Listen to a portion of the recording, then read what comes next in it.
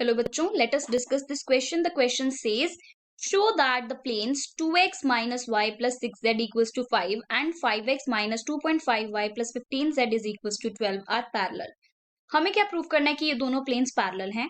Now see what is the key concept here. आप कैसे prove कर सकते हैं किसी भी प्लेन को पैरेलल, दो प्लेन्स को पैरेलल एक दूसरे के. Now see let suppose you are given with two equations. आपको दो इक्वेशंस दी गई हैं प्लेन की. दो प्लेन गिवन है P1 इक्वल टू 0 और P2 इक्वल टू 0. दो प्लेन्स की इक्वेशंस आपको गिवन है और आपको प्रूफ क्या करना है. आपको प्रूफ क्या करना है कि P1 जो है वो पैरेलल है किसके, P2 के. ये हमें प्रूफ करना है. तो सिंपली आप क्या प्रूफ करो, किसी भी एक के नॉर्मल वेक्टर को प्रूफ कर दो कि वो स्केलर मल्टीपल है दूसरे प्लेन के नॉर्मल वेक्टर के. मतलब आप या तो प्रूफ कर दो n1 vector is equal to lambda times n2 vector, या प्रूफ कर दो n2 vector is equal to lambda times n1 vector. किसी भी एक वेक्टर को प्रूफ कर दो, नॉर्मल वेक्टर को प्रूफ कर दो कि वो स्केलर मल्टीपल है किसका, दूसरे प्लेन के नॉर्मल वेक्टर का. तो आप प्रूफ कर सकते हैं दोनों प्लेन्स पैरेलल हैं. और यहां पर जो आपके पास लैम्डा है वो एक कांस्टेंट है. Lambda is some constant. Clear. So ये आपके पास कॉन्सेप्ट है. अब इस कॉन्सेप्ट को अप्लाई करेंगे. आपको दो प्लेन्स की इक्वेशन दी गई है. सो सबसे पहला प्लेन जो है that is 2x minus Y plus 6z equals to 5 और दूसरे प्लेन की इक्वेशन आपको दी गई है 5x minus 2.5y plus 15z is equals to 12. अब आपको पता है कि जो x, y और z के कोफिशिएंट्स होते हैं वो क्या होते हैं, डायरेक्शन रेशियोज होते हैं of the normal to that plane.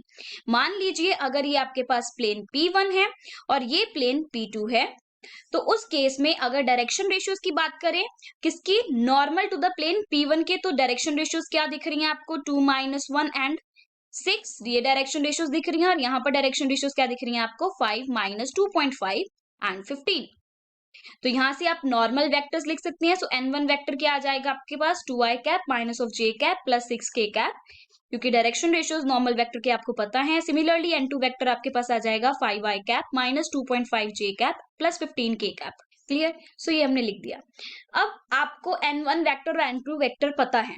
अब देखिए अगर आप n1 वेक्टर को ध्यान से देखें, क्लियर, अगर आप n1 वेक्टर को यहां पर ध्यान से देखें और इस पूरी इक्वेशन को n1 vector is equal to 2i cap minus j cap plus 6k cap, इसको अगर आप 2.5 से मल्टीप्लाई कर दें, मतलब 2.5 into n1 vector, find out करते हैं कि क्या आता है.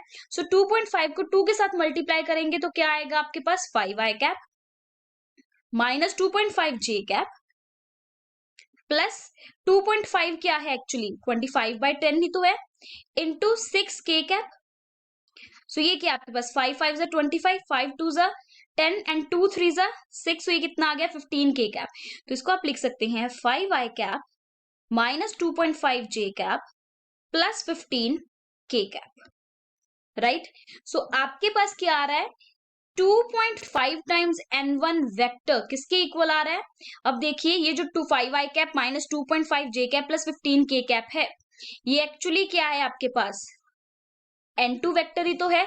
सो ये क्या आ रहा है, किसके इक्वल आ रहा है यहाँ पर, this is equals to n2 vector. So यहाँ पर आपने प्रूव कर दिया, यू हैव प्रूव्ड कि आपके पास जो n2 वेक्टर है वो किसके इक्वल है, 2.5 इंटू n1 वेक्टर के. 2.5 एक कांस्टेंट है, दैट इज स्केलर मल्टीपल है.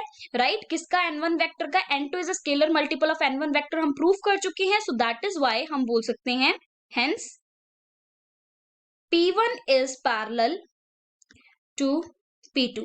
Hence we have proved, हमने प्रूव कर दिया है that P1 जो है वो P2 के पैरेलल है. यूजिंग किस कॉन्सेप्ट को, यूजिंग द कॉन्सेप्ट कि N2 जो है, N2 वेक्टर जो है वो स्केलर मल्टीपल है N1 वेक्टर का. Clear. Hope you understood the explanation. Thank you and best of luck.